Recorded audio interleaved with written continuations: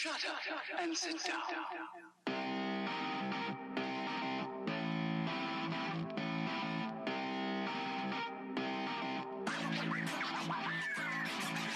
Vegas Rock Dog Radio. Pets, people, pop culture. Let's bring on the host, Sam, the queen of rock and roll dogs.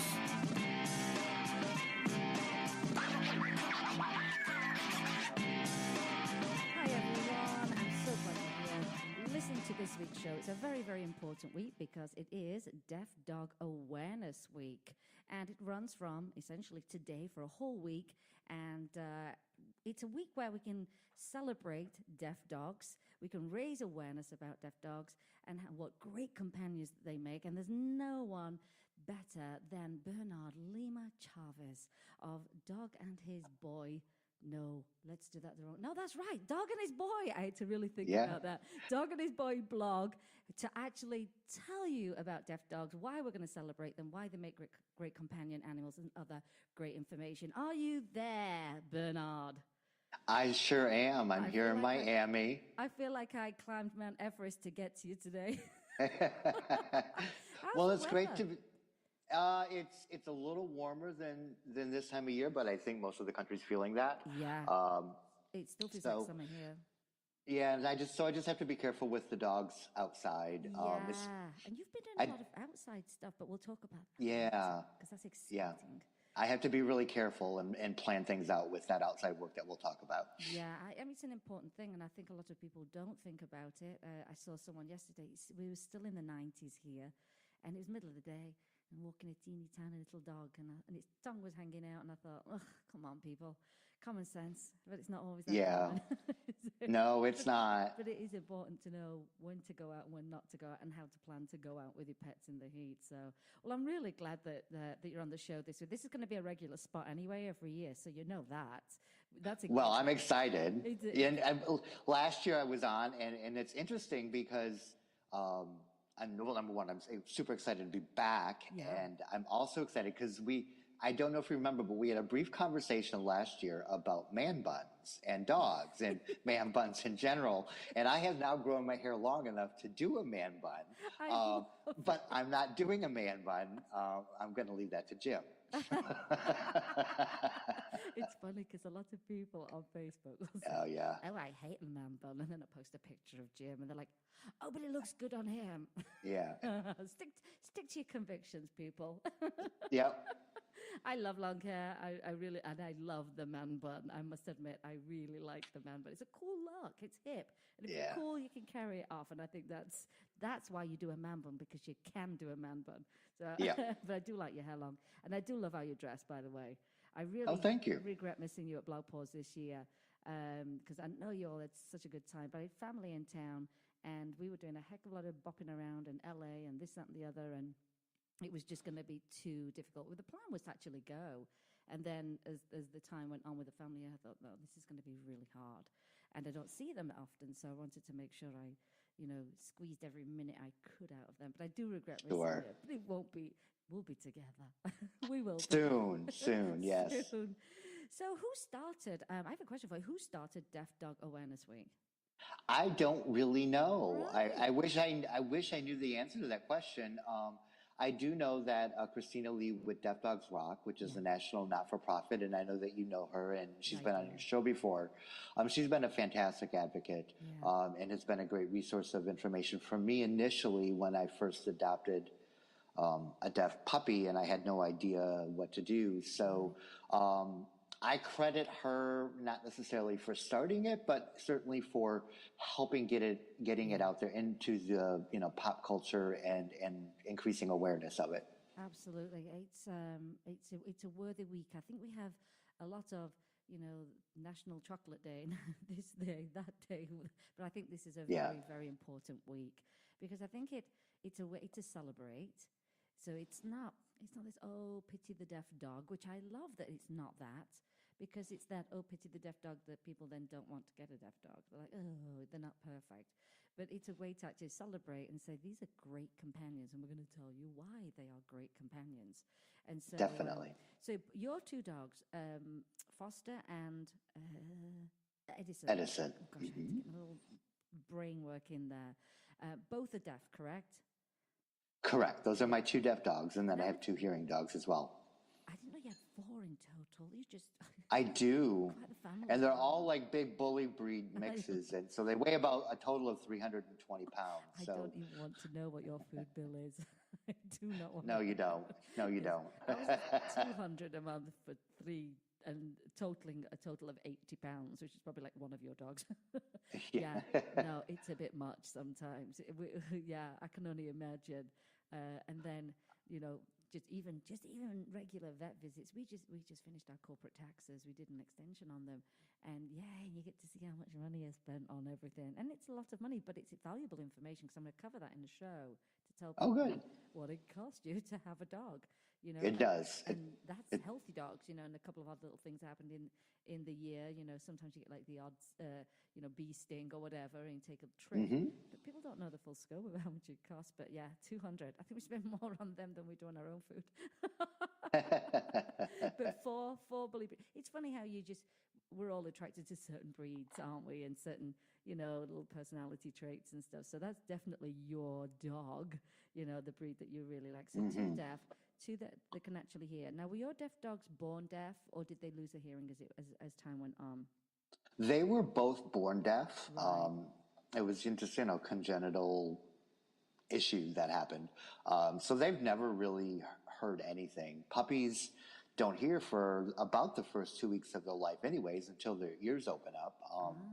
And by then, the nerve endings and receptors in the ears have kind of atrophied in congenitally deaf dogs. So they've never really heard anything. I've never done bear testing. Bear testing is a diagnostic test. It's what they use in humans actually to test children for hearing. And Same thing. it's brainstem auditory evocative response, I believe is what the acronym stands for. I've never done that. I didn't feel a need to. There may be certain decibels or certain frequencies that they can hear, but they can't isolate where the sound is coming from. And so from a practical perspective, they're just deaf dogs. Right. It doesn't really matter to me, like if they can hear a certain frequency, because even if they respond to something, which is rare, they can't isolate where that sound is coming from. Right. So when you, like you were saying, you got this puppy and you're like, oh, I don't really know what I'm doing here, and you started to, reach out and read and find some resources and stuff. What was the first thing that you were kind of either told that you need to do this first, or you're like, oh, that's important for me to do this first and learn this? What would you say that is? Would you say it was signing or some touch training? What would you say that was, that number one thing? Well, two things really stood out that first weekend when I brought home Edison as a quote unquote foster. I kind of already had a plan in place. I just needed to get my husband Omar on board with my plan. Hey, the first step is always get them in the house. Yeah, and he quickly did. I mean, our first two dogs are named Darwin and Galileo. So, gay men love a theme. And so within 30 minutes, he was Googling like names of important or accomplished or famous deaf, like academics or scientists or something. And he came up with Edison for Thomas Edison, who had hearing loss. And so that's how that came about. Isn't that great? A real thought into the name. I mean, that's fantastic. So two things really stood out that first weekend when I was living in my search engine.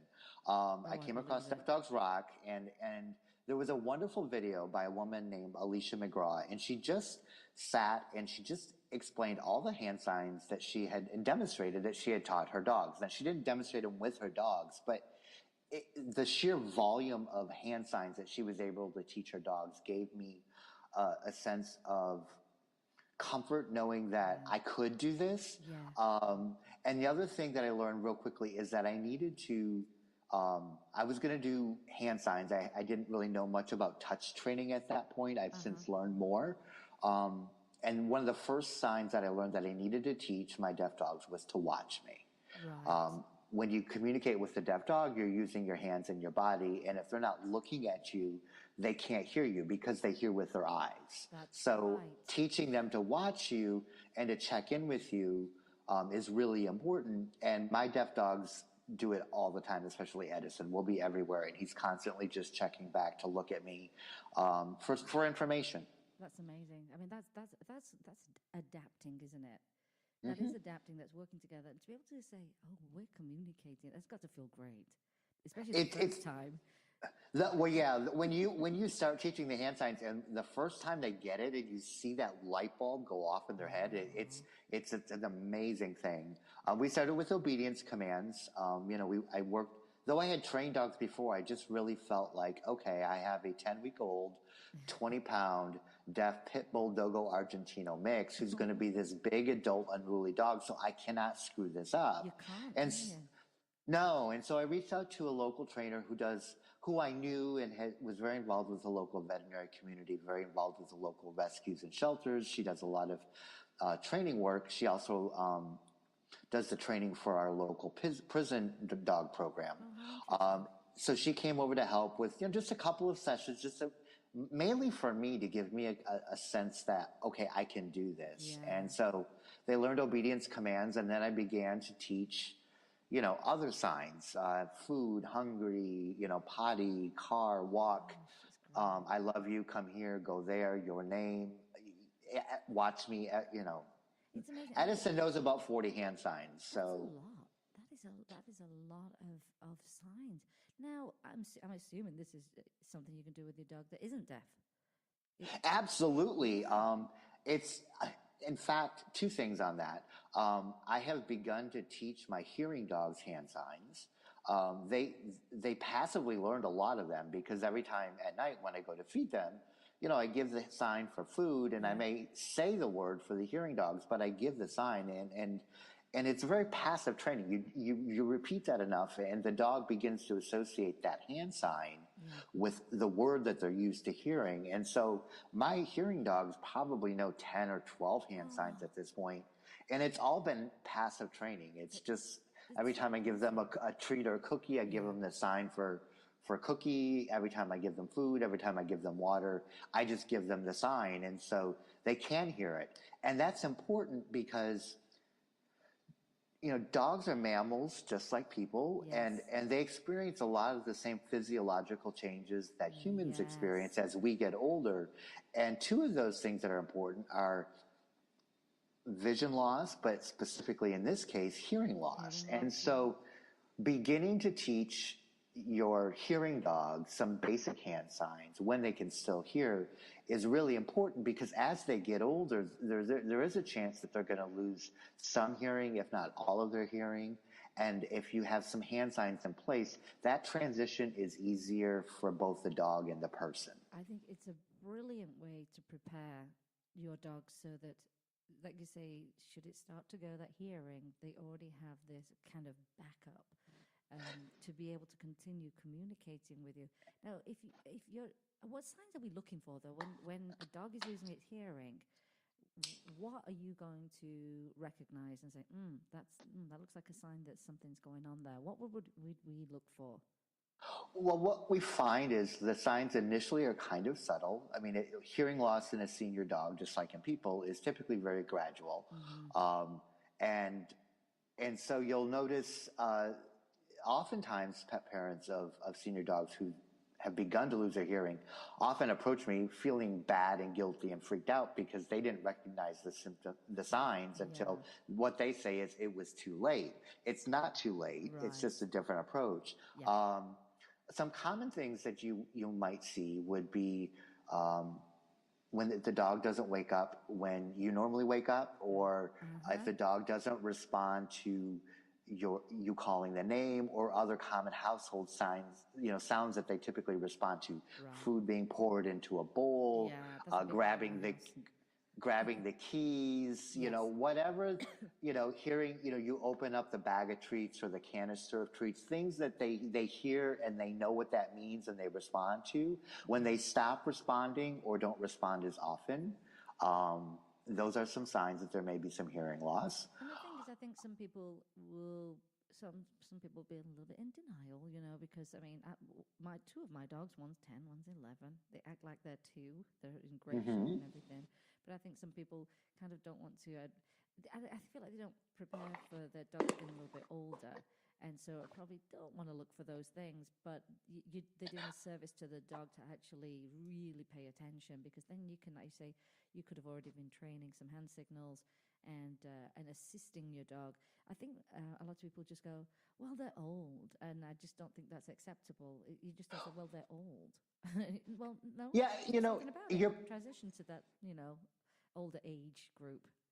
you're absolutely right, and I do think there are some people that might be in denial. But to be honest, I think the vast majority of people have just never considered that their dog could be deaf. Yeah, Most people just don't know. It's just and they don't know. So what you don't know, you don't know. I spend a lot of you don't know, and I spend a lot of what I do is education about, number one, yes, deaf dogs exist, and there's lots of reasons that they're deaf. It could be genital, it could be advanced age, it could be medical issues, it could be unintended consequences or side effects of medication or surgical procedures. Yeah. I mean, there's lots of reasons. And so, yes, I think that there are some pet parents of senior dogs who are in denial because it's a hard thing to face. Yeah, it really is. But I think most of it just never occurred to them. And once they do, then it's a really, it's very eye-opening for them. And then they begin to reach out and look for information.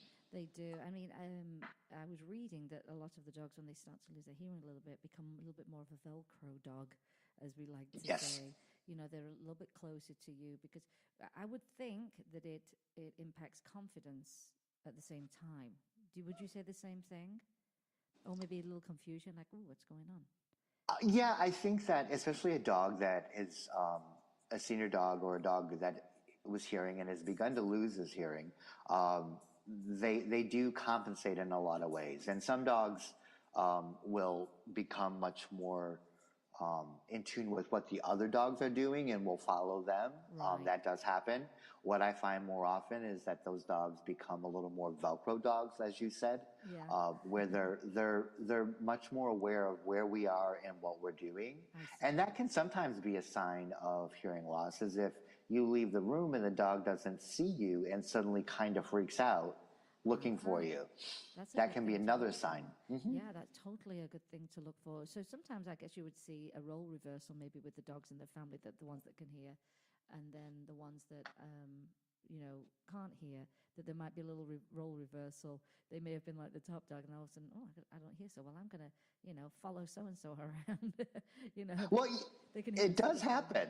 Yeah. It's actually a friend of mine who's a blogger. We wrote a couple of blog posts on each other's blog, and she has a senior dog named Emmett, and she has a younger dog named Maggie? Cooper. We're talking about Maggie Martin with Oh My Dog blog. I love and her. And her senior dog, Emmett, was always, he accepted Cooper, but they were like never best buddies.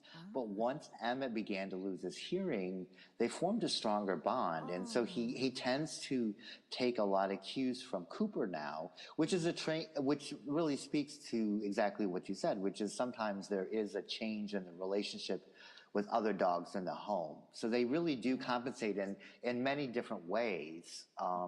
And that's just one. It's a little bit like when we get older and all of a sudden we become the parent to our parents. Yeah. You know what I mean? All of a sudden you're like, oh, I need to look after you. We need to change things around a little bit. But I don't think a lot of people think about, well, they don't want to think the dogs are getting older, I mean, someone says, oh my gosh, your dog's all gray. I said, no, she's got sparkles on her face. They're sparkles, But I think preparing them for that is one of the loveliest things you could ever do for your dog, because the transition is not going to be difficult should you lose some hearing, or right. That kind of thing. And in that transition, typically what I find is that it's harder for the pet parent than it is for the person. Yeah. I know. Than the dog. The dogs, it's like with humans, it's a gradual change, so they compensate slowly, and they, those changes aren't always noticed right away. It's harder for people that have never experienced living with a deaf dog and communicating with one. That can be the challenge, and that's why I've been encouraging people with hearing dogs to begin to teach at least some basic hand signs. And even you find that when people work with dog trainers, when they first adopt a dog, as a puppy or as an adult, they'll teach basic hand signs to go with that verbal command for sit or come or say or down or whatever. And if you maintain those hand signs, I mean, we just get lazy because we depend on our voice for everything. That's true. Yeah. But dogs communicate primarily with body language. So if you just maintain using that hand sign for sit or stay or down, they already have those skills. And so the transition is much easier because you've got a foundation to build on. So do you still, well, of course, you've got hearing dogs as well. So would you recommend for anyone that gets a deaf dog to still use verbal commands with their visual cues as well? I do all the time. And I talk to my deaf dogs all the time. Number one, I'm a human and we depend on our voice. But also, when we talk, our facial expression changes. Our body language changes. And so this just goes back to the fact that dogs communicate with the world in a different way. They use their bodies in lots of different ways to communicate. They read other dogs' body language to understand and to communicate with each other. They read our own body language. I mean, so I talk to them all the time. You can make a move. You can make a certain move when you have an intention to go on a dog walk. And you've not said anything, but that move. They know. They know. They're so intuitive. I mean, it's quite amazing. It really. I've gotten really good at, especially if I'm going to be doing some of the outdoor work with Edison. I'm not taking everybody. So I've gotten really good at breaking up my routine so my routine doesn't give me away. But what always gives me away, and when Edison immediately jumps and runs to the doors when he sees my camera, because he knows exactly what's about to happen once he sees that camera. They are so smart. I mean, that recent study that came out about dogs understanding language and your tone, your intonation, when it matches together, they totally understand what you're saying. And so sometimes I'm not sure people give animals the credit that they deserve. They're probably far more intuitive than we are. I think they are too. I agree with you. People say, try and, for your dog to understand you. I'm like, no, I think we need to understand our dogs more, in all honesty. I think they've got it down. They know exactly what's going on. They know when you're trying to coax them in, when you're going, oh, I'm trying to leave the house. Come on, everybody come in. And they're like, all right, let's have a little fun with her. And, I've worked with dogs for many, many years. I'm a veterinary technician. I know. And I work. That's what I love about you. You are just so, oh my God, you're just such a wealth of information because of your experience and your qualifications. You're the perfect person for all of this stuff, Yeah, and so I had worked with dogs in these different roles as a technician working in shelter medicine. And working with deaf dogs was probably helped me in many ways that I still can't completely communicate, because it's forced me to get in tune with, when I begin to use my body to communicate, I become much more in tune not only with my own body and my own body language, but their body language. And so, and that's a skill that just kind of becomes second nature after a while. And it applies not only to deaf dogs, it applies to hearing dogs or blind dogs. It applies to just dogs in general, because I'm much more in tune with what my body is saying to them and what they're telling me with their bodies. And I can only think that deepens your bond with your dog. Oh, I adore all of my dogs, but I have a different kind of deeper bond with my deaf dogs, because it's a silent world. I can talk all I want, but really what I'm communicating when I speak is with my face or my body, and it's my hands. It feels very intuitive, and it's probably just picking up on those subtle signs and things that each of us are saying to each other, and both of us listening to each other. Yes, my gosh, people in relationships could learn a lot from having a deaf dog, wouldn't you think? Because you have to work on that. You have to say, we're in this together to make this work. I would think that would be a good learning experience. Hey, well, listen, on that note, let's take a very, very quick break. We're going to listen to some words from our sponsors, because I have a question about my dogs getting older, even though they have their hearing. and I want to get your opinion on it. So just hang on in there. You listen to Vegas Rock Dog Radio with me, Sam, your host, the queen of rock and roll dogs, and we'll be right back. Vegas Rock Dog Radio. Pets, people, pop culture. Welcome to Barking Dogs Self-Wash and Grooming, your one-stop shop for all of your pet's needs. We offer premium natural pet foods, full-service grooming, and an on-site bakery and boutique. You can choose to self-wash your dog or schedule a luxury pampering with our professional groomers. Our new Cool Cat section offers feline food, toys, bedding, and litter, while the adventurous dog department has everything you need for your outdoor activities. Cody's Healing Garden is a special place featuring flower, aromatherapy, and herbal remedies for pets. Ask us about Karma Connection, our program supporting animal rescue. Find us at barkingdogslv.com and look for us on Facebook and Twitter. We look forward to seeing you at Barking Dogs Self-Wash and Grooming.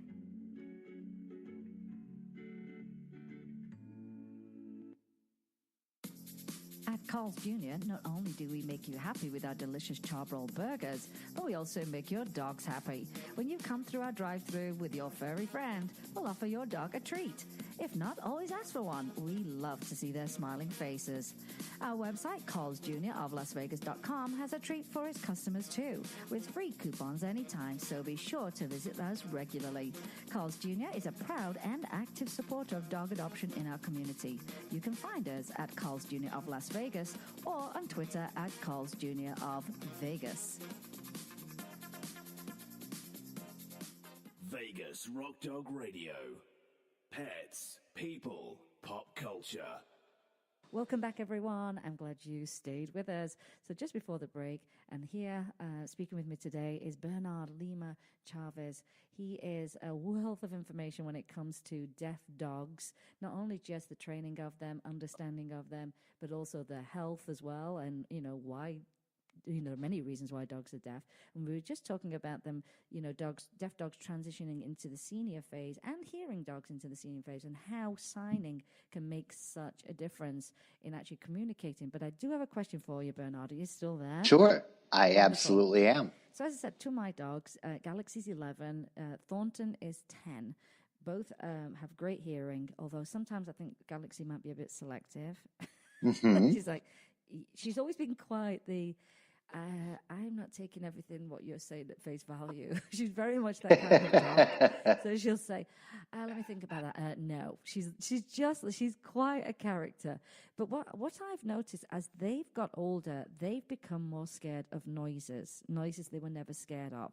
So, for example, and people get mad at me because I don't hear my phone ring. That's because the ringer is off, because my Jack Russell is frightened to death of the ringer on my phone. FaceTime freaks both of them out, and they never were like this when they were younger. And recently, Thornton, she shook from head to toe. Jim was preparing some of his sheet music in a binder that has one of those snap clips things that makes a lot of noise. Mm-hmm. And she jumped on my lap. I didn't know at first. I'm like, something scared her to death. And Jim sat next to me putting his music together and clipping and unclipping this binder and shuffling paper. And it absolutely terrified her. So obviously I sent Jim away. Get in the studio. Yeah. Get away. Yeah, go away. I can do this music. I'm like, no, she's scared. So off he went. And so that's something that I've noticed in them as they've got older. And obviously a deaf dog can't hear. What kind of signs do they exhibit as they get older if noise is not one of them? What kind of things do you see? Do you see just maybe a change in confidence or anything like that, or just nothing? Because noise seems to be a big thing for my lot right now. Yeah, and with your dogs, it could be a lot of things, but one thing that it could be is the beginnings of hearing loss, and they're not necessarily able to associate that sound with something they're familiar or isolate where it's coming from. That's one possibility of many. And in terms of deaf dogs that are becoming senior dogs, I would say just any of the other things that senior dogs are prone to, they're prone to, except they've already lost their hearing or never had it. So it could be vision, it could be, osteoarthritis, it could be Yes. any number of other things. I mean, I tend to think of deaf dogs in a hierarchy, and I learned this from Christina Lee from Deaf Dogs Rock. Mm-hmm. First and foremost, when you're dealing with a deaf dog, you're dealing with a dog. So Yeah. everything goes along with being a dog and their behavior and how they live the world and interpret the world and experience the world. First of all, it's the dog. Second, it's the breed. So you're going to have, unique breed specific behaviors. I've got bully dogs, so they eat rocks, they roll in the mud. They're always wrestling, they're pibbling. It's awesome. I love it. But other dogs, different breeds, would have different types of behaviors or prone to certain medical conditions. And third, there's the deafness. And so a deaf dog that gets older, it's really just goes back to being that deaf dog and being that dog and being that breed. I don't think. I mean, I guess if they have some hearing, that hearing could be further diminished as they get older. I see. It just really depends on each dog, I think. Now, we're going to lighten the mood a little bit. So, what are the advantages of a dog being deaf? Oh, there's a lot, especially with a deaf puppy. Okay, see, this is the thing about puppies. Puppies are great, but they're an awful lot of work. They are. And I did 4 straight years of puppies. I got one dog; it was a puppy. I got it to be an adult. I then brought home another puppy. So I did this for 4 years. Like every time I got one to be an adult, like with an adult brain, it was no longer, like eating the remote control. Yes. But I'm also kind of cranky in the morning. So when I wake up, I get up very early and I want my coffee and I want quiet time. With a deaf dog, they don't hear you get up. So you don't have to deal with them right away. Like I don't have to deal with getting them outside and all of that. Whereas with a hearing puppy, you really do, because the minute you wake up, they are ready to go. They are. This morning, I just, let's say we didn't get in bed till super late, or early this morning as it was. And then I could hear Mr. Twix. I thought, oh, he's shuffling around. Next thing you know, he's launched himself onto me on the bed. I mean, plop right on me. The first thing I do, Bernard, you're going to laugh, is I protect my boobs from him. Because he sure wants to... Probably a good thing. He wants to jump all over them in the morning. So I hear him moving. I'm like, okay, cross my arms over my chest, and I'm sure lots of people will relate to that. What are the bits and pieces? Yes. Because they don't care. They just want to get on bed and jump on top of you. But yeah, I have intentions sometimes, which is, I'm the same as you, Bernard. I love to be very sociable with people, and I'm very, very, very chatty. But in the morning, don't talk to me at all. And I had these intentions. I lay in bed and I'm like, well, I'll get up, I'll make a coffee, I'll sit on the patio, check my emails. No, it's dictated by the dogs who can hear me move in the morning. You're right. You're right. For me, that's a great benefit. And there's other ones. Like I don't worry about like fireworks with my deaf dogs. Well, I mean, I have one of my hearing dogs. He was very much abused as a puppy, and so he has a lot of anxiety around fireworks. So he gets herbal supplements, like when we're leading up to events where there's going to be a lot of fireworks. Nice. And you form they become very. I find deaf dogs become very attached to their person, and I have one dog that's really kind of bonded with me. The second deaf dog is bonded more with Omar. I mean, they're bonded with both of us, but I mean, Edison has picked me and Foster has picked Omar, and they're very intimate. They're very touch. They like touch. And so they won't just follow. They'll want to be on the couch, but they'll want to be next to you. Even if it's just like a paw or just a slight brush, they like the constant touch and being connected with people or the person that they feel most comfortable with. And that's a wonderful thing. Yeah, I can't think of anything more lovely than that. It's a wonderful thing. That's amazing. So I have some questions for you about anyone. Well, as with anything in the animal world, and you and I both know this, there are so many myths out there. And people still perpetuate them, and it does make me crazy at times. I'm like, oh my gosh, people are still saying this, and it makes me crazy. But what myths would you say are out there that deter people and put them off from adopting a deaf dog? What would you say is the number one thing that people say, and you're like, That's not the case with deaf dogs, but let me help you with that so that you're not put off from getting a deaf dog. What would you say some of those myths are? I think there's a couple. I think the first thing that frightens people about adopting a deaf dog is they don't know how to communicate and it scares them. And they think it's much harder than it really is. It's not harder to live or train a deaf dog. It's just different. That's one. Some myths would be that they're aggressive, and they're not. I mean, some individual dogs may be based on life experiences, those sorts of things. Yeah. That deaf dogs are stupid and can't learn. Oh, One thing that's always disturbing is, when I worked in the shelter, there were many times people would surrender a dog and they say, well, I just can't take him anymore because, he's a year and a half and he's big and he's untrained and he doesn't listen and he's a bad dog. Oh. And within 5 minutes of, medically assessing and caring for this animal and getting him ready, I realized the dog was deaf. The dog wasn't a bad dog. The dog Right. didn't learn any training because the dog couldn't hear. And it go back to people not understanding that dogs can be deaf. Right. Those are a couple of myths that I think really stand out. And people are, when I have conversations with people, they're always amazed that my dogs are deaf, and they're always amazed at how much they learn and how Yeah. calm and well behaved they are. That's it. It's those myths that do put people off. I mean, like a three-legged dog, or like a friend of mine, her dog has no eyes. And a lot of people. He came to. Is that Odie's eyes? Yes, I hung out with him yesterday. Oh, did you? Yeah, it's funny because Alicia, his mom, we were friends on social media. She didn't live here, and then she went to Blog Pause in Vegas, which was so much fun. And then she was like, I like it here. I'm going to move out here. So she actually moved not far from where I live. And so yesterday, Oh, that's wonderful. we had a little get together yesterday, and he'd just come from the groomers. He's known for the feather in the hair. He always has a feather. Oh gosh. Some glitter on the feather. But then he had some, I call it bum bum bling. It was like Yeah. a little stick on little like butt tattoo that was all blinged out. He is a funny dog. I posted the cutest picture of his hair yesterday, and he looked like Hamilton, George Hamilton. Oh yeah, that's awesome. That's awesome. Yeah.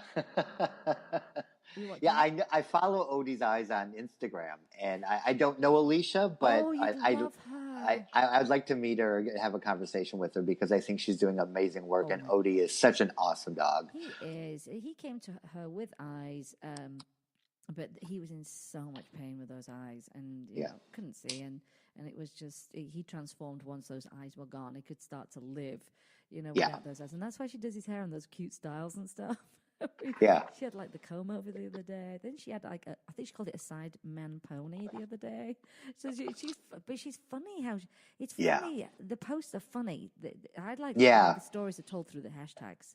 Yeah. That's what I really, really like. And she's done amazing. I'm so glad she moved here because we have become great friends and, get to hang out. And yeah, he's quite the dog. And everybody comes up to him. And we had a lot of people yesterday come up to us at the coffee shop. And she's like, here's a card and here's a little pin badge. And people are like, find him on Instagram. Oh, we love him. Yeah, Odie's great. Love Odie. But they train in a certain way, and Yeah. they Probably don't a- harp on the fact that he has no eyes at all. No, it's not a disability. It's just adapting. It The is dogs adapting. adapt very well. I mean, I saw this many times in when I was practicing as a technician. Dogs that had like a leg amputation or they don't. Dogs do not have pity parties. They do No, not they take to their don't. bed like Scarlett O'Hara. Like they just get up and they adapt and they move on. They just they're not like me. Like I have to go have a little pity party in my bed for a while. But dogs don't do that. They just get up and they just figure they adapt. So They do. Like you said, they don't have a pity party. It's more us that get stuck, isn't it? Mhm. We get really on all of these issues, it's all about obviously we're humans, so we're viewing it from our perspective. So it's harder for us, whether it's deafness or blindness or both. I mean, you see that a lot with people that are irresponsibly breeding like double merles together. Yes. those those puppies are frequently deaf or blind or both. And when you have a deaf or blind puppy, it's a whole new set of challenges because you can't use your hands to communicate. So then you have to do touch training. You do. And touch training is where you're touching the dog in a certain location or moving your hands or fingers in a certain way to communicate what you want them to do. And so it's a different way of communicating. But they do fine. Can you explain what a double merle is for the listeners? Because not everybody knows what a double merle is. And sometimes they'll see a double merle and they think it's the most amazing thing, but they have no idea really what happens as a result of that. Merle is a color pattern. It's a genetic color pattern. You see it frequently in Australian Shepherds or Border Collies and some other breeds. And when it's a dominant trait, genetic trait. And so when you breed a merle to a merle, one of the possible side effects of that merle gene is blindness or deafness. And so when you breed a merle to a merle, that's called a double merle. Yeah. And the chances of their hearing or vision being impaired is pretty significant. About 25% of the puppies will have some degree or complete vision loss, hearing loss, or both. Wow. And so it's just irresponsible breeding. Responsible breeders don't do that. They'll breed a merle with Australian Shepherds. I used to have a lot of Australian Shepherds, and so you would breed a merle with, let's say, a brown tri or a black tri. You would never breed two merle puppies together. Do you think they breed sometimes just because they do look gorgeous? They're gorgeous. A merle dog is gorgeous. And they probably do, but they just don't understand the genetics because they're not responsible breeders. Right. And one thing that we're trying to do in the deaf dog community is begin to work with breeders where they have dogs that are throwing deaf puppies, and work with them to let us help that dog. We're not going to share where the dog came from. I mean, a lot of the breeders are concerned because they don't want their reputation to be ruined if their dog suddenly throws a deaf puppy. So working with the breeders to educate them, whether it's, not breeding two merles together, or if you've got a dog that keeps throwing puppies that are deaf, to stop breeding that dog and let us help those puppies. And that's a long, slow process, and that's a conversation, it's meeting breeders where they're at, and they're not it's always open to it, are they? I mean, because like you say, they don't want anyone to say get out about what happened. They've got this high percentage of dogs that have been born this way. It is definitely a conversation, but you know what? I think it's fantastic. Because a lot of people do complain about the terrible breeders. It's all well and good complaining, but if we're not trying to build some kind of relationship, like you say, in a conversation where they feel like they can trust you, and then they are more open to the information that you give them, some guidance, I think it's a really good thing. It's a little bit like the Beagle Freedom Project. Mm-hmm. Yes. It was all about we don't want animal testing, but then the next step was, let's see if we can get these labs to actually release these animals after the testing so that we can actually get them adopted. That was massive. And that was massive, and that's a government thing. When I had no idea until I was in vet tech school, and I had to do a laboratory animal medicine class and lab working with these animals that are living in labs and being tested on. I had no idea until that moment that as much as a lot of these organizations or universities or companies would like to then find another place for these animals to live, the government regulations are so stringent that they frequently aren't allowed to by law, which is ridiculous.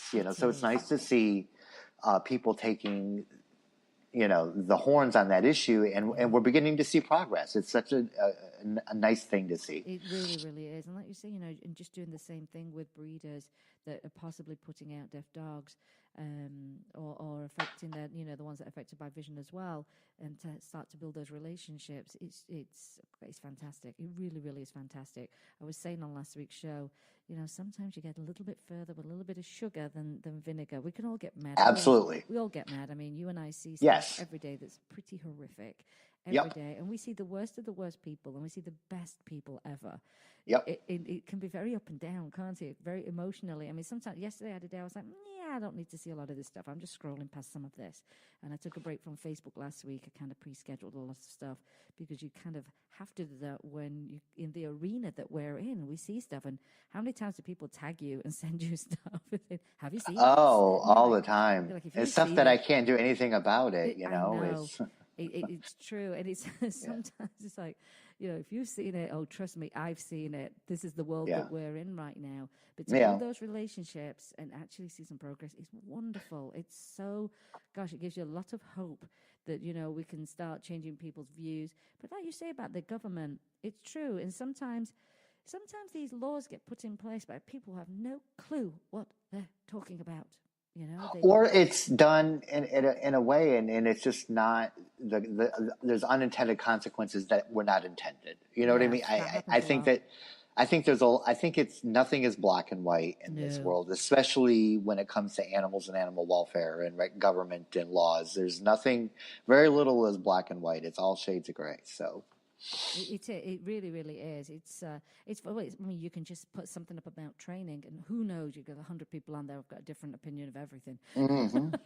And I tend to look at things from the sidelines a lot on those Facebook posts. I'm like, oh, I'm not getting involved in that. These people are a little, out there sometimes. But a conversation is definitely. It's valuable, and just this show in itself, what we're doing today, is valuable to anyone that goes, oh, I've never even thought of, a deaf dog, or was always put off by a deaf dog. Oh, no, you actually do have to approach it in a certain way. You just don't get the dog and go, okay, let's see if this works out. And so I think you give people a lot of confidence to be able to say, you know what, I am going to go and adopt a deaf dog and change their perception of them, and hopefully get rid of some of those myths that we talked about as well. Now, do you find that most people are surprised that when you go out with your deaf dogs that they are actually deaf? Are they just surprised? Are they just like, no way, they're so fabulously trained? This is amazing. Yeah, I get that a lot.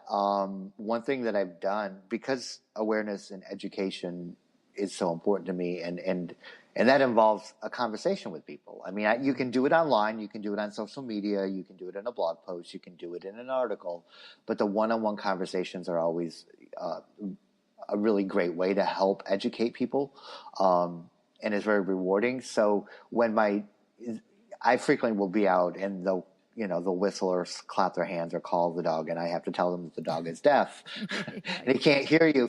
And that's that's a great way to start a conversation. They're like, really, and we can have the conversation.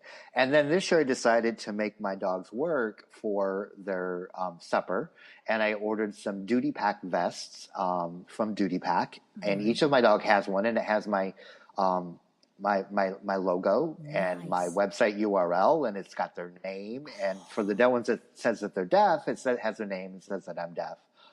So they're like walking billboards for me. And so amazing. Some people, don't read it, and so we still have a conversation. And some people, it's a conversation starter because they see it and they're suddenly very interested and they have a question. So I make them work for me now. I think it's and you know what? You don't have to pay them in treats. I can pay them in anything. An ear scratch, they're happy with. They'll be happier than anything. Do you ever do any meet and greets with your dogs at any of these pet events that go on? Do you get a chance to, maybe be at a booth and people get to meet and hand out information? Have you ever done that? Because I think you need to do some appearances, Bernard. Well, I'm starting to work on that. I've gotten a little more involved with some of our local Miami community and working with some of the local businesses and brands and companies that are putting on events. So actually going to be making a couple of unofficial appearances. There's an official appearance for a launch of a new product that is a Miami-based company. And so I'm working more towards that as Edison has become a little more well-known in the Miami area, certainly more well-known than I am. They always get more famous than us, always. They're the ones that get endorsements. and that's the way it should be. This is all about Edison. When I started my blog, it was a hobby, and it was a way that I could keep my promise to Edison to help his people any way that I could. So it's all about him. That's why the blog is Dog and His And his Boy. boy. I mean, But, you know, it's about Dog. You you, know, you, I'm just the people. I'm just behind the scenes. you totally fulfilled that because, you know, it's no longer a hobby. I know that for sure. You've written for Victoria Stilwell, correct? Yes, I write for Victoria Stilwell. I've written for Huffington Post. I write That's regularly for Pet MD now. Oh my Uh, gosh, congratulations. That's Thank you. brilliant. Yeah. You see, so gosh, isn't it? You know, I love those kind of stories where someone says, you know, I did this out of a passion, or you know, it was something I really liked and it was a hobby, and then you're like, wow, look what this blew up into. This is massive. And you know, Yeah. you're one of the few guys that are actually in like the pet blogging world. I think Yeah. you're the Yeah. only guy I know. There's not and what's interesting about that is that there's like the male lifestyle bloggers, like dad bloggers, like are really like coming into their own. They're really Uh-huh. developing like a niche and they're really starting to be successful. And so I'm hoping that men will begin to share their experiences and their life with their dogs or their cats or their gerbils or their birds, whatever their pets are, Yeah. in the pet space, because men have a different perspective and a different, Yeah. different relationships, and I think that male voice is really important. I do. I hope it grows. But isn't it nice kind of being the only one, though? Well, I'm not the only one. There's a couple of other ones that I really like, but yeah, there's not quite as many as I would like to see. But Yeah. that's okay. It's a That's little bit, okay. it's a little bit like the world of rescue as well. It's a very high percentage of women Yes. and not a lot of men. And I'd love to see a lot more men in animal rescue. I think Well, that, and I think that's changed. I mean, you even see that within the veterinary community. I mean, the vast majority of, well, I'm pulling numbers out. I'm making numbers up here. You see a much higher percentage of female veterinarians coming out of vet school and working now than you ever used to see of men. And it's, you know, people have asked me about that. I'm like, I don't really know why. I'm wondering if there's a level of, because there's a nurturing component yeah. and a caretaking component, and women are raised differently than men are in this Yeah. culture, and men aren't raised necessarily to be nurturing or to be Yeah. caretakers or caregivers, I guess is a better way to put it. It's quite exciting to see these shifts happening. I was at the vet this week with Galaxy, and I have a holistic vet. She's fantastic on nutrition. And so I was talking to the girl at the front desk, and she said, I said, you know, we were talking about nutrition itself and how people are really focusing on it, you know, realizing that, you know, real food is good for your pets if you do it the right way. And I said, yeah, there's a shift. And she went, yes. She says, I see it. She says, of course, I work in a veterinary office. She says, there's a massive shift. She says, I've got more and more clients coming in and saying, can you tell me about coconut oil? Can you tell me about this? Yep. Is this good for my dog? Is this good for my cat? So I Yep. think there's a nice big move happening, and I love it. I like to see when there's a shift for the better, and people embracing, you know, the fact that our pets, you know, their nutrition is as important as our own, which in my case, mine eat better than we do anyway. Right. They're healthier than us too. And I love to see these shifts. I like to see the shift in the veterinarian world where now we're seeing more women in this. It's great. I just love to see. I mean, it shows that we're not stuck. We're not stuck. Right. We're moving forward. We're learning more. I mean, there was never much research into animals, really, in all honesty, you know, for many years. And now they're studying, like, say, the language, and do they understand what we say? I think it's brilliant. It's like, yay, we're focusing on, you know, on animals. And I really enjoyed to see those changes. It's awesome to see, not only like the effort and the development of like pet products, whether that's food or toys or medication or medical approaches, embracing more holistic, natural things. The research that's being done. Last year, I discovered an academic PhD who's actually studying deaf dogs. Oh, you're kidding. And I've had a couple conversations with her. We did a blog post about myths about deaf dogs and pulling from a study that she published. And I've had some conversations with her around touch training because she also works with blind and deaf dogs. And so I've been learning some stuff from her about touch training so I can share some more information about that. So it is, I mean, you're seeing it across the board, whatever, you know, part of the pet segment it is, there's progress being made, and it's awesome. Well, I think that they're also recognizing that we all love animals, and more people are getting cats and dogs and, ferrets and what have you. They're not going away. We like them in our No. lives. We like them as part of Yes. our family. So why not study them so that we can understand them better, so we can do better by them? That's what I really like Absolutely. about all this new research. Now, you've been doing you've had quite the summer, and I tell you something, what you did this summer really, really appealed to me, because there's nothing better than great-looking dogs and fantastic street art, and you put it together. There's nothing better than that. So you've had a summer of street art. Now, is it with Edison that you've done most of your photographs with? Yes, I do most of the photographs with Edison, and I'm obsessed with deaf dogs, but I'm also obsessed with street art. Oh, it It's has so appealed to me. I've just really enjoyed seeing those photographs.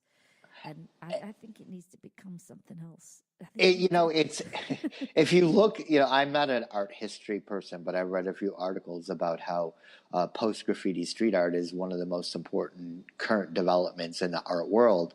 And I happen to be really fortunate that there's several neighborhoods here in Miami where not only is there a lot of street art, but it's actually encouraged, and the street artists are being commissioned to do buildings. And there's an elementary school where the entire outside of the building is street art, and it's amazing work. It's not. wow. I like graffiti as well. I I do mean, too. graffiti, and I like stenciling, and I like when people are embracing different types of different medium when they're doing street art. But I happen to be fortunate that there's so much of it in a neighborhood here in Miami called Wynwood, and it's so big now that there's actually tourist companies that bus tourists in to the neighborhood, and then they can do little walking tours or Segway tours and see all the amazing art. Literally, it's like almost every square inch of space is filled, so and I can go cool. every single weekend and shoot hundreds of photos, and I can just keep going back. It's And so incredible. it really combined, two passions of mine, and it allowed me to express a different side of my personality that I don't really express so much in the blog or in articles. When you're writing for somebody else, you can't use salty language, No. which I'm a fan of salty language. So I can do a little bit of edgier stuff because it's Instagram and the Yes. audience there. I agree. And it's been amazing. I've gotten such a great response. I'm proud of it. I'm excited to see where it's going to go. I would love to figure out a way to do a road trip to some other cities, and if I could find a sponsor that would You need a car sponsor. You need a flight sponsor. No, I can't fly because Edison is 92 It's too pounds. big. So it's a driving road trip. But if You need a limo and the limo driver. That's what you need. and I figured the first time would be just a couple of cities, and I know a couple of cities that have some good street art and some great art communities that would be a great place to go. I just love where this is going, because this can be all part of your advocacy too, in such a cool way. Oh my gosh! We have Because I still talk about deaf dogs. I talk about deaf dogs in the post, and when I know the artist, I tag the artist, and I always have a disclaimer that if you know the artist, if I don't happen to know, if they don't tag their work, then I can't give them credit on Instagram or Pinterest or wherever I'm sharing the photo, primarily on Instagram. But I like to support the artist and give them credit for the work and get their work out there. For me, it just kind of fit together, and it's really become a big part of my branding and my identity. And what a sociable thing to do on the weekend with your dog. I mean, it's just, you're together. It's great. It's awesome. I mean, now I do have to be careful because it is Miami. Yeah. We have two seasons, hotter or wetter, and our summer is going a little bit longer. And so I do have to be very cognizant of the temperature. Yeah. Just so Edison doesn't overheat. I've never had any problems, but I'm a technician, so I'm really, really cautious, and I always make sure we have water. His favorite water, just so you know, is is a Trenta ice water from Starbucks drive-through. That's just preference. I love it. you know, you're just my kind of pet parent. So You know that. went out of our way. We stop at Starbucks, go I through the love it. drive-through, and That's and so so then cool. building relationships with local brands and Yeah. local companies. There's a great company that is doing home cooked. They're opening a business. They're opening their storefront that should open probably in a month or so. It's a canine kitchen. It's Oh, all fresh prepared food under the guidance of a veterinary nutritionist called Dishes for Dogs, and oh, what a you great can name. buy the food fresh. You can actually buy it frozen, and you just defrost it. Oh, we need to open one The here. cool thing, though, is that you can also buy the recipe card. So they're Nice. not trying to keep it. So they will sell you the recipe card with the vitamin and mineral packet Oh, that goes with it. genius. And what's awesome is that then they're partnering with local businesses. So there's a great cafe here in Wynwood, Miami, where all of this street art is. That's not the only place, but that's where I go a lot of the time. Yeah. And a local cafe now has a doggy menu, and it's Oh, dishes for dogs. I love And so this. I can go there, I can get my coffee, I can get him some, healthy, nutritious, fresh prepared food just as a snack, just something to do. And then I buy it, and I'm a rotational feeder, so once a Yeah. week or so they get that in their regular food. Oh, it's So sweet. it's been a great way to connect with the local Yeah. community and connect with local businesses, and um, I'm loving it. And the photos, I'm really excited because they're bright and they're colorful, and They um, are. You know my do- what? I would buy note cards with those photos on the front.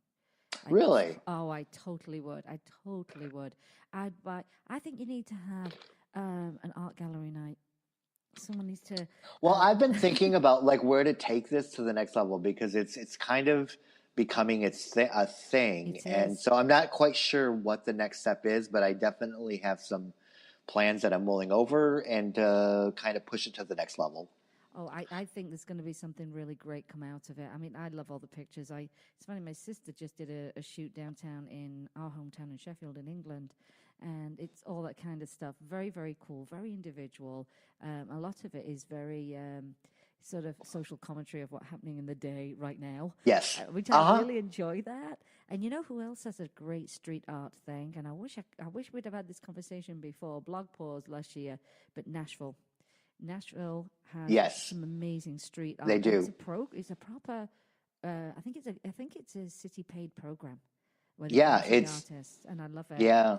I just really It's love it. I mean, street art is really moved beyond. If people are not familiar, obviously you can check out my Instagram account, Dog and His Boy, on Instagram at Yeah, Dog and His Boy.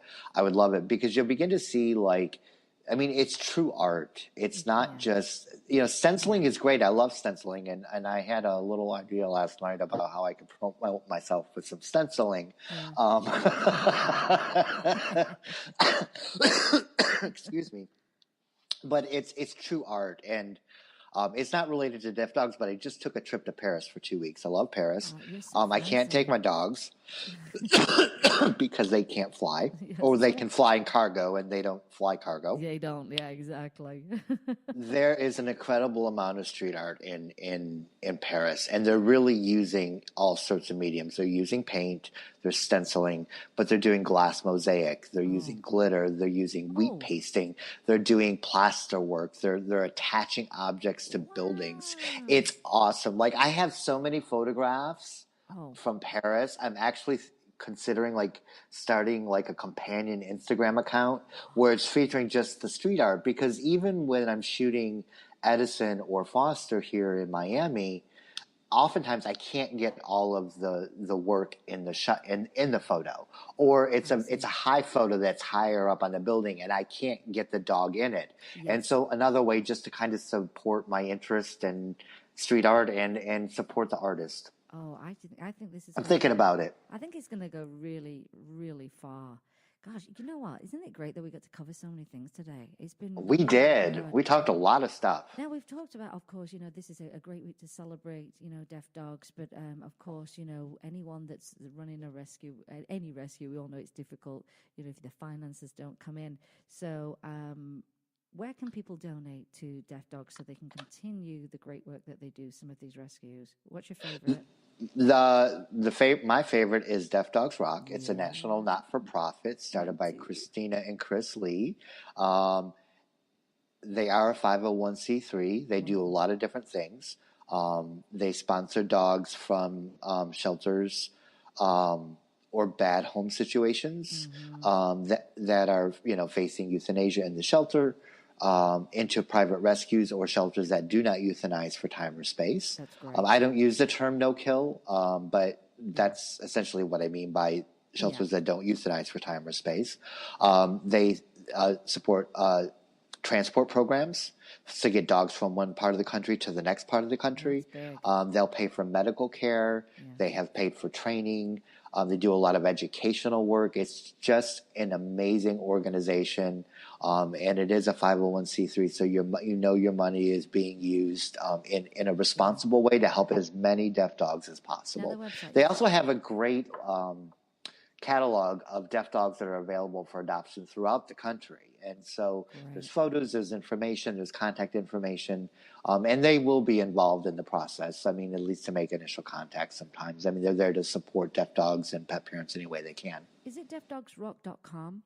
Yes, ma'am. Deafdogsrock.com. I did see yesterday on the Facebook page, and I have two of them because Christine made them for me. These amazing necklaces, and I know she's selling them as part of Deaf Dog Awareness Week. So everybody, hop on over to their Facebook page. You'll see them. You'll want one, and I think she has a limited amount. So we want to help them in a great way, and you'll end up with a really fantastic necklace.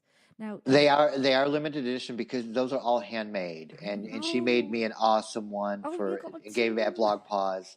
And they're very personal. They include photos of the person's dog or things that are of interest to that person. Yes. And then if that happens to be sold out, you can always just donate the money right there. They also sell T-shirts and other items. So there's lots of ways that you can support deaf dogs through Deaf Dogs Rock. Following my blog, following other people out there that are talking about deaf dogs. Give us your blog address before we actually wrap up the show. Dogandhisboy.com.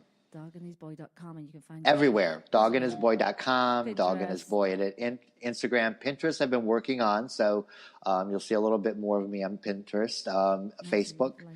I'm starting a Tumblr. I haven't done Tumblr yet, but I'm just starting to do Tumblr. I have one. I don't give it a lot of love, but I probably should at some point. I just think so much of my work has become like short form content with like striking images that any sort of visual platform is a really good way to increase awareness and share information about deaf dogs, or some salty thing that I said.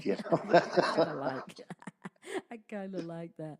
Well, I have to thank you for being such an amazing advocate for deaf dogs. You come with so much information that is so helpful, gives people hope, helps them have better relationships with their deaf dogs, and of course you support rescue. It's just you're just fabulous. We have to just fabulous. Thank you so much. Is great. And I want to say just a big thank you for doing this with us this morning, because of course you're just going to be our regular deaf dog guy. That's what you're going to be. What I hate on the keyboard is the fact that the D is next to the F when I'm typing deaf. Do you feel that way too? Because deaf can easily become a different word. It can, and I hit that so many times, putting stuff together for the show. Yeah. But deaf dogs do rock, and anyone that you're listening in, definitely go over to the Instagram account and see those amazing pictures and follow and see what happened next, and look out for the tour. So I want to say a big thank you to you, Bernard, and I'm going to close the show out this way. And it is, remember, you can help an animal in need. Either rescue, adopt, donate, volunteer, or share their information. Rescue your next family member. Replace the word shop with adopt, and be kind to all animals. Big thank you, Bernard. It's been a great interview. It's been just a great morning, I have to say. It's been awesome. I'm super excited. Thank you for having me. Thank you so much. And everybody else, it's Deaf Dog Awareness Week. Get involved in any way you can. Make a donation, buy a necklace, share the information, adopt a deaf dog. And we thank you for that. It's a great, great week to celebrate deaf dogs. I want to thank Jim, my producer. Big thanks to Bernard, all the way from Miami. That's also fancy. And to you, the listeners, for being a part of the show every single week. Today, you've been listening to Vegas Rock Dog Radio, what it is all about, our lovely pets, people, and pop culture. I'm your host, Sam, the queen of rock and roll dogs, and always kiss your pets. Good morning and good night. I'll see you all next time. Bye, everyone. Vegas Rock Dog Radio. Pets, people, pop culture. Vegas Rock Dog Radio. Pets, people, pop culture.